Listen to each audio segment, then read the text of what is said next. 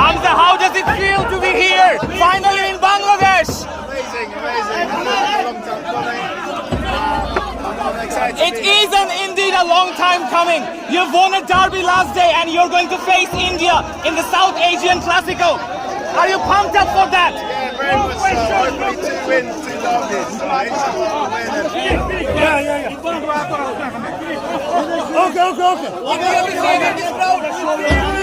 Hamza says something about Bangladesh. Bangladesh mission is coming days against India.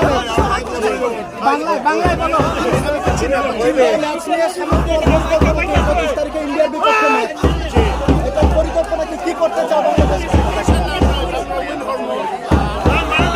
dreams আছে আমরা বাংলাদেশের সাথে সাথে ম্যাচ 11 বছর পর দেশের মাটিতে পা রাখলেন, কেমন লাগতেছে হামজা ভাই?